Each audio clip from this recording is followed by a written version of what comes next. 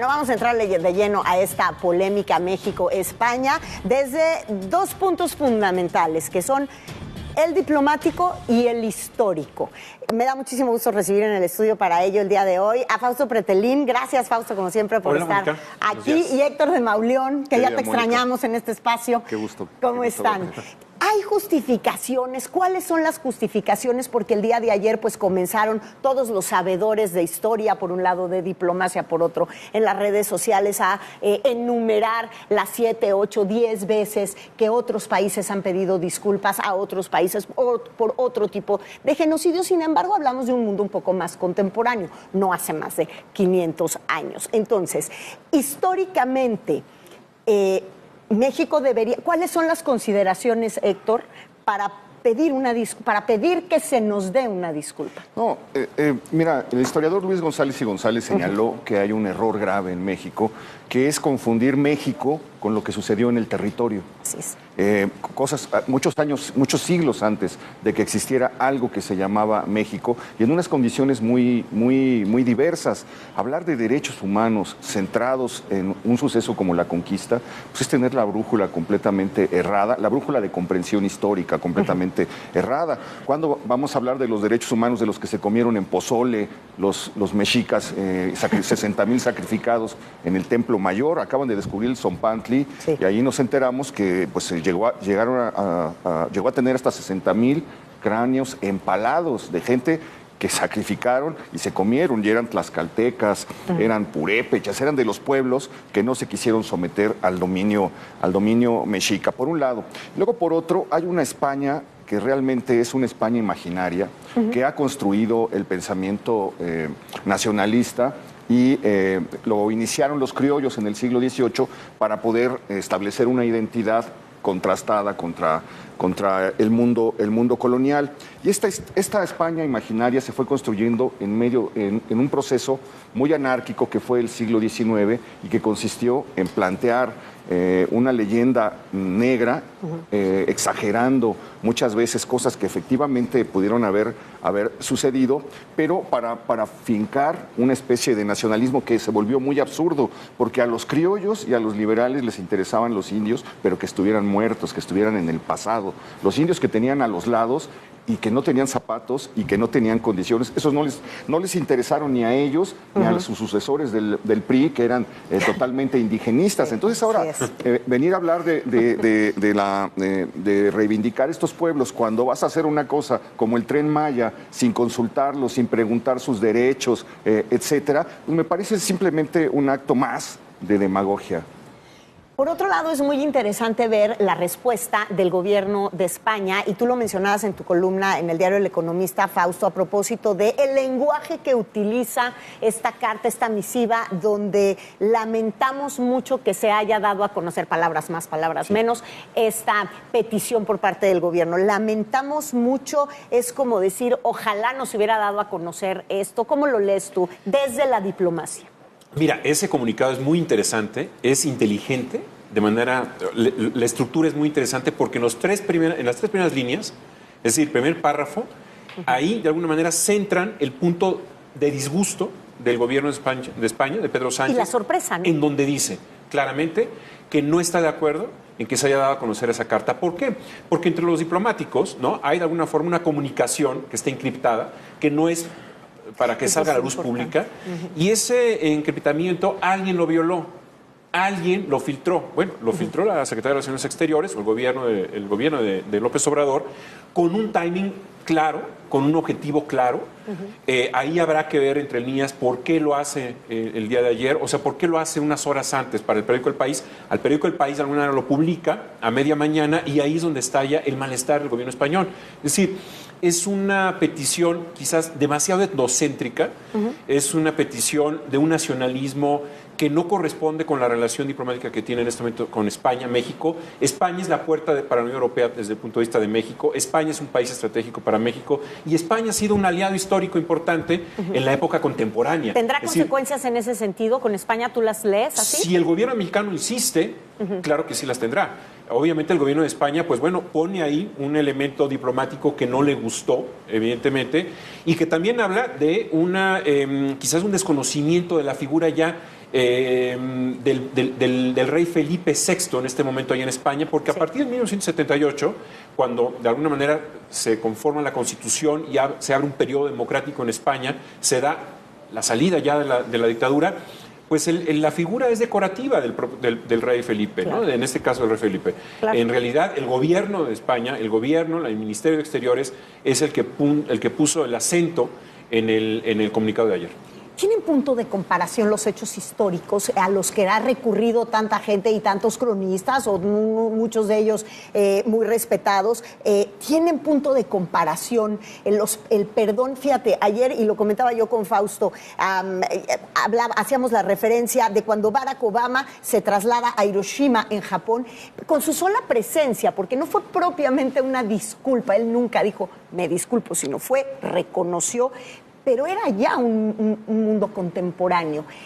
Cuando el presidente habla de que escribe una carta también al Papa Francisco, no era el mismo este Papa, ni la forma de pensar de este Papa, que el Papa o que la Iglesia Católica hace 500 años, Héctor, donde se hacían las cosas en el nombre de Dios. Sí, claro. Hoy se hacen las cosas, o en el siglo XX se hicieron las cosas en el nombre, pues, de la guerra. Yo creo que se está pasando por alto un proceso que lleva 200 años de cicatrización de una herida que no se ha logrado cerrar por el silencio y por esto que te comentaba al principio. El Tratado de Paz y Amistad entre México y España se firma en 1836. El capítulo 2 habla del olvido, del perdón de los agravios que se hicieron, 1836. Durante las fiestas del centenario, a Porfirio Díaz invita a la delegación española a festejar el centenario de la independencia, y en un gesto de diplomacia impecable, el gobierno español le devuelve el uniforme de Morelos y una serie de enseñas que habían capturado los españoles, y se lo da a Porfirio Díaz. Eso está consignado en la prensa de entonces como este gesto recibido con una ovación tremenda por parte de la gente que estaba asistiendo a aquel acto público. Y se fueron leyendo como procesos de suturación de una herida que había dejado la conquista, pero sobre todo la construcción imaginaria de lo que fue la conquista y la colonia. Porque, te repito, hay una colonia imaginaria y real, construida con propósitos políticos, y hay una colonia que es más histórica, y a eso se refería Luis González y González. Hay un suceso central en el siglo XX mexicano, que es el exilio español.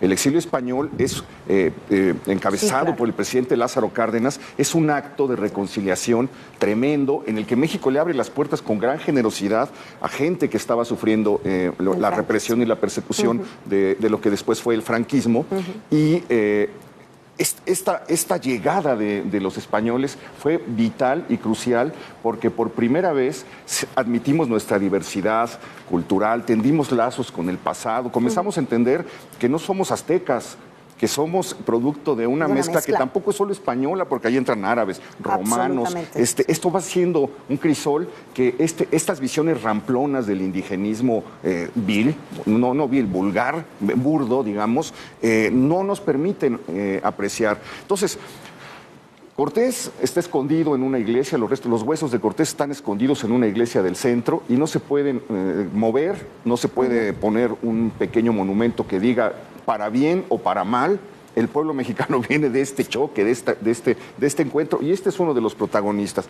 La Malinche sigue satanizada, acusada de todas las peores cosas del mundo, de prostituta, de traidora, etcétera, cuando ella lo que hizo fue ayudar a los que eran los enemigos de quienes habían sojuzgado a su pueblo. A ella la regalaron como esclava, los esclavizaban, el mundo mexica era brutal. Hemos querido hacer una construcción idílica de un pueblo que en realidad también tenía unas prácticas tremendas. No podemos hablar de derechos humanos achacándoselos a los españoles sin voltear a ver lo que pasaba en México. Con una iglesia de aquel entonces que tampoco entendía nada de derechos humanos, por supuesto. Ahí está la Inquisición. Los agravios de la iglesia, bueno, pues están plenamente documentados en los siglos de la Inquisición, y sin embargo tampoco fue una Inquisición tan brutal como la que se vivió en Italia o en España. Son 40 procesos llevados a la plaza pública en 3 siglos. No estoy justificándolos, simplemente estoy diciendo que hay una leyenda negra que no muchas veces se ajusta a lo que fue la realidad. Que fue brutal, pues fue brutal. Ahora, lo que tú comentabas, Mónica, perdón, de que Obama fue y habló sobre Hiroshima y demás, y pide perdón. Lo que sucede, me parece que es como Ortega y Gasset, que él estima en 15 años el periodo de una generación, lo que dura una generación. Bueno, 500 años atrás estamos hablando de más de 30 generaciones. Es decir, se pide perdón porque hay una generación todavía, una demografía que tiene en este momento entre 85 y 100 años de edad, que sí sufrieron las consecuencias del nazismo, por ejemplo, en Europa, ¿no? Sí. En ese sentido, yo creo que sí es muy es plausible que algunos gobiernos, inclusive empresas como trenes franceses, han pedido perdón, ¿no? Y han indemnizado ahora. Exacto. A las víctimas. Eso es muy interesante lo que dices, porque justamente hablábamos ayer también sobre lo que pedir un perdón simboliza para poder reconectar una relación diplomática de un país con otro. Pero en el caso de México, y ya Héctor nos trae la referencia de lo que ocurre en el siglo XVIII, XIX, pues México no se ha desconectado de su relación diplomática con España, de tal suerte que necesitáramos un símbolo de reconciliación, como acaba de decir el presidente. Sí, son gestos que de alguna forma reinauguran o relanzan la relación diplomática entre los dos países a través del simbolismo, ¿no? Sí. Pero yo creo que es muy grave hablar del nacionalismo en este momento, porque, ojo, lo que está marcando el hito histórico ya a partir de este siglo XXI es el nacionalismo exacerbado que nace de una guerra civil en Siria y que 10 o 12 millones de sirios se han desplazado o han emigrado, han salido del país a otras partes del mundo, particularmente en Europa. Eso ha generado, ¿no?, o ha suscitado los sentimientos del nacionalismo en Europa, en donde hay un rechazo franco y directo hacia los musulmanes, por ejemplo, y eso ha generado que existan partidos hipernacionalistas, muy nacionalistas y muy peligrosos. Hablamos de Hungría, hablamos de Polonia, hablamos inclusive del Brexit. Ve lo que ha sucedido en los últimos 3 años, que es un caos total y que no han podido salir de ese laberinto porque están hasta el fondo. Hablamos de Donald Trump, no vayamos tan lejos, nuestro vecino, xenófobo, un personaje que no se mira más allá del ombligo, etnocéntrico al por mayor, desactiva las instituciones supranacionales. Yo quisiera ver dónde está el reclamo a Trump, porque un reclamo algo de 500 años y no un reclamo algo que está pasando todos los días con los connacionales, con nuestros compatriotas en Estados Unidos y con el trato y las declaraciones que ha hecho este presidente. Pero veo algo que sí puede ser muy serio. Vienen los 500 años del encuentro de Cortés y Moctezuma ahora en noviembre, vienen los 500 años de la caída de Tenochtitlan en 2021, año electoral, y se está, yo veo en esto los indicios de la construcción de una nueva política nacionalista, de una nueva relectura de la historia desde la perspectiva de un nacionalismo bastante peligroso porque se inserta en una ola mundial de división, de incomprensión histórica, de siembra de odio, etcétera, ¿no?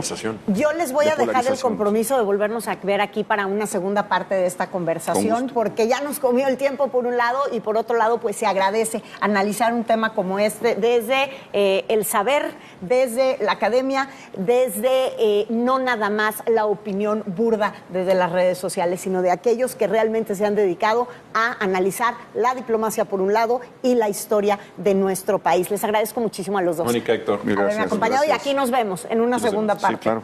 Bueno.